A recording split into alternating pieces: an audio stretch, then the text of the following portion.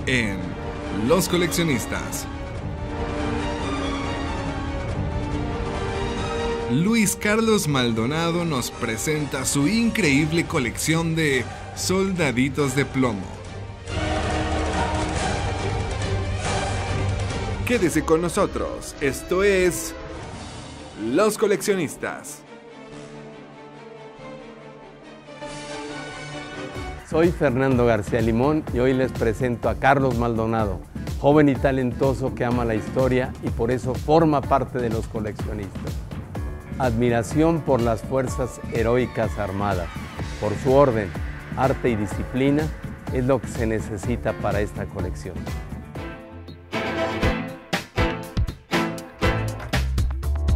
Hola, soy Carlos Maldonado, estudio Relaciones Internacionales en la UAP y soy coleccionista de miniaturas. Mi pasión es coleccionar miniaturas, tanto figuras como aviones o vehículos. Desde chiquito me gustaban mucho las cosas relacionadas al tema militar. Me gustaban los desfiles militares de las fechas cívicas, me gustaban las películas militares y un día descubrí que existían figuras a escala que se podían pintar y personalizar. Fue lo que me llamó la atención. A los 13 años más o menos comencé a pintar y desde esa fecha hasta ahorita he estado pintando constantemente diferentes cosas. Soldados de diferentes épocas juntan unas 550, 600 más o menos. Y barcos y aviones una veintena aproximadamente, que son los que tengo aquí atrás. Aquí en México es un hobby algo caro. Las piezas, por ejemplo, las miniaturas por caja a esta escala están más o menos en unos 200 pesos. Y los barcos varían, depende del fabricante y de dónde los traigan. Los que son fabricados en Japón tienen un precio de unos 500 a 600 pesos. Y los que son de escalas más grandes tienen un costo de hasta 2,000 o 3,000 pesos. Hay un distribuidor aquí en Puebla que es el que me surte principalmente y también están varios vendedores en internet. Yo personalmente no he hecho las compras por internet, pero sí he visto que hay bastante material que se puede comprar, sobre todo en Estados Unidos o Japón. Me gustaría mostrar que es un mameluco de la Guardia de Napoleón. Me tardé más o menos media hora en pintarlo por los detalles. Como son unidades que no van uniformadas como tal, sino que llevan su traje típico tradicional, tienen muchísimos detalles que llevan más tiempo que pintar, por ejemplo, soldados más modernos que tienen menos colores dentro del espectro de su uniforme. Otras cosas, por ejemplo, como podría ser un avión de este tamaño, pues entre el armado y el pintado puede demorar aproximadamente de 2 días a una semana. Normalmente viene dentro de la misma caja una guía de colores y hay muchísima información en internet. Los vehículos, por ejemplo, traen los colores marcados en la caja o se puede buscar otros colores en internet referente a otros escuadrones, otros momentos, incluso por estaciones del año. Por ejemplo, este mismo avión en la campaña de Rusia de 1944 podría ir pintado de blanco con motas grises. O en el caso del Afrika Korps podría ir pintado en color arena. Hay que hacer una investigación amplia referente al contexto, referente al tipo de vehículo que se está armando en este caso o al tipo de soldado que se está pintando en este otro caso. Yo diría que uno de mis favoritos sería este. Esta es una réplica de escala 1/700 del acorazado japonés Yamato. Es el acorazado más grande que se ha construido y fue hundido en 1945. Lo trabajé a partir de un modelo parecido, que era el Musashi, que traía otras armas, y hice las modificaciones para que el armamento correspondiera al Yamato en vez de al Musashi. Este barco fue el barco insignia de la flota japonesa hasta que fue hundido en el 45 por un ataque aéreo americano. También tengo mucho gusto por los portaaviones. En este caso tengo aquí dos, igual japoneses. El primero de acá es uno clase Junjo. Ya existía en 1941, pero no participó en el ataque a Pearl Harbor y sobrevivió a la guerra y fue desguazado después de la guerra. De hecho, se estaba hundiendo y su capitán logró encallarlo en un banco de arena para que dejara de hundirse, pero ya no se pudo rescatar. Entonces, después de la guerra lo reflotaron y lo desguazaron para chatarra. El que está aquí al lado es muy curioso porque es un casco de acorazado como el que está aquí al lado, pero ese fue modificado para terminar siendo un portaaviones. Es el portaaviones Shinano. Ese fue Se terminó de construir en el 45 y no pudo entrar en combate porque los aliados lo hundieron con un ataque de submarinos. Tengo el acorazado británico Prince of Wales, pintado en la operación de Malaya. El camuflaje que tenía no lo tenía durante la persecución del Bismarck, sino que se le añadió después para la campaña del sureste de Asia. Este fue hundido por un ataque aéreo japonés, por bombarderos basados en tierra, y pues la anécdota de este barco es que fue uno de los sobrevivientes de la persecución del Bismarck, y por un error en la información que obtuvieron los británicos no pudo encontrar a otra flota que estaba buscando y fue hundido por los aviones japoneses. En este momento me gustaría encontrar un caza a reacción alemán. Fue desarrollado al final de la guerra y no entró en combate, pero por lo que se ha investigado, este avión podría pasar inadvertido a las pantallas de radar a una distancia considerable. Tenía la capacidad de volar a aproximadamente 950 a 1000 km por hora, volando con una carga de 1 tonelada de explosivos, y hubiera podido burlar a cualquier avión o vehículo de esa época. Lo que pasó fue que estaba construido en madera y la pintura que utilizaban, junto con una combinación especial de carbón y pintura, hacía que fuera indetectable a los radares por la baja cantidad de metal que tenía y por las formas que tenía, que evitaban que las ondas de radar lo detectaran. Finalmente, el único prototipo que se logró hacer se estrelló y se mató el piloto, y después, por el fin de la guerra, los alemanes ya no pudieron acabar de desarrollarlo.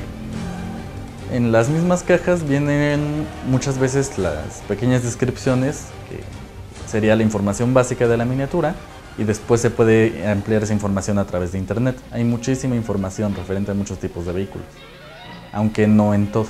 Normalmente, cuando se acaba de pintar, se barniza con una laca, por ejemplo, puede ser en aerosol, y constantemente hay que estarle retirando el polvo, y si la pintura se daña, se puede reparar el daño.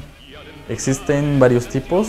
Yo prefiero la acrílica porque es más fácil de trabajar, aunque hay pinturas base aceite que también son válidas. De este lado quise hacer la representación de la batalla de Borodino, la cual ocurrió en 1812 entre las fuerzas de Napoleón, emperador de Francia, y las fuerzas del zar Alejandro de Rusia. Esta batalla fue la principal de la campaña rusa y fue una de las más grandes que se hayan visto en la historia de toda la humanidad.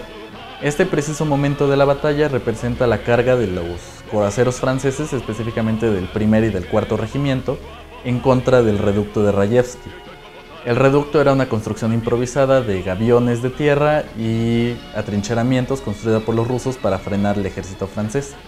Lograron con buen éxito los artilleros rusos mantener a línea a la infantería francesa, hasta que la caballería francesa logró acercarse lo suficiente para entrar al reducto y lograr que la infantería pudiera acercarse y tomar el reducto finalmente. Hasta antes de la batalla de Verdún, en 1916, esta fue la batalla más sangrienta de la que se tenga noticia en la historia de la humanidad. En la batalla original participaron cerca de 2 millones de soldados entre ambos bandos, más los que estaban en reservas. Y pues en mis figuras son pocas realmente. Tengo aproximadamente unos 30 caballos y unas 3 piezas de artillería, que realmente no representan en nada el volumen que tuvo esa batalla en su momento culminante. De hecho, en las representaciones que se hacen de la batalla se encuentran cuerpos en cantidades de 4 a 5 de profundidad, por la fiereza con la que se luchó en los reductos. Comenzaron con ataques artilleros, pero la verdadera batalla se llevó a cabo con sables, bayonetas y cuerpo a cuerpo, entonces fue una masacre terrible en un punto muy pequeño de terreno. Este general era un oficial del cuerpo de husares del emperador Napoleón y por méritos logró llegar a ser general. Era uno de los generales más valientes de los que se haya escrito y se le dio ese mote por sus costumbres. Él, por ejemplo, al liderar una carga de caballería, en lugar de cargar con un sable, cargaba con su pipa. Y en lugar de usar el uniforme típico de los generales, utilizaba su uniforme de husar. Él, pues tristemente terminó muerto durante una batalla y pues se le recuerda por ser uno de los generales más valientes y por siempre haber liderado desde el frente, a diferencia de la mayoría de los oficiales que lideraban desde la parte de atrás. Me gustaría conseguir algunos soldados alemanes pertenecientes a las divisiones Waffen-SS porque tenían los uniformes más ricos para ese momento, tenían una idea de camuflaje bastante avanzada y un armamento ya similar a algo más moderno. Ya utilizaban fusiles automáticos, ametralladoras automáticas y me interesa muchísimo conseguir estas miniaturas, pero no las he podido encontrar.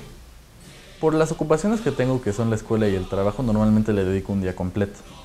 Entonces, en un día pinto pues 2, 3 o hasta 5 miniaturas y voy tratando de mantener el paso para no perder los tonos y la idea de cómo se debe de pintar el uniforme. Mucha paciencia, mucha concentración y no todos están dispuestos a correr el riesgo de pintar algo tan detallado, pero siento que es un poco falso esto. Con paciencia se puede lograr el pintar la miniatura, entonces. No he podido encontrar un grupo como tal de coleccionistas aquí en Puebla, aunque me acabo de encontrar que existen concursos en la Ciudad de México que se hacen cada año. Entonces ahora tengo que buscar la información para poder entrar a este concurso el próximo año. Quiero representar la batalla del 5 de mayo, me llama mucho la atención, pero he tenido un problema para encontrar las piezas adecuadas, porque los uniformes son específicos de ciertas unidades y no se puede utilizar cualquier miniatura. En este caso estoy buscando por internet y espero encontrar las piezas adecuadas para lograr armar la batalla y también pues construir la escenografía que sea correcta al momento específico de la batalla. Esto es construir los fuertes y acondicionarlos para tener las piezas de artillería, las trincheras, los daños que hayan podido sufrir y los soldados que estén trabados en combate.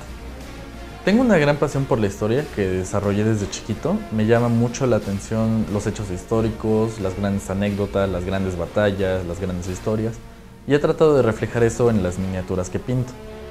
Y eso me ha llevado a que cada miniatura que pinto pues trae nueva información, no solo acerca del vehículo o de la figura que se está representando, sino del contexto en el que estuvo. Por ejemplo, las batallas que sufrieron, los daños a los que se enfrentaban, los peligros que podían correr.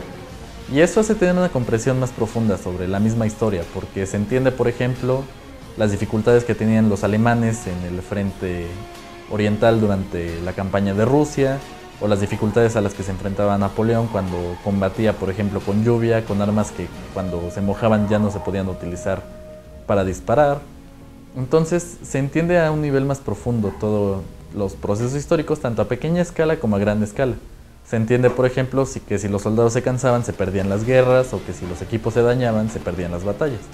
Entonces es un hobby muy noble en ese aspecto, que deja mucho pues las anécdotas, las historias y ayuda a ampliar la cultura general. Quiero hacer una invitación también a todas las personas que tengan una curiosidad o que tengan alguna inquietud sobre tener alguna colección, que se animen, que pierdan el miedo. No creo que haya una edad para comenzar a coleccionar y pues como todo en la vida requiere paciencia, requiere dedicación, requiere pasión, y si se cuenta con esto no hay edad para comenzar a pintar. En este caso, los que tengan curiosidad por pintar miniaturas, pues que se quiten de la idea a la cabeza de que es difícil.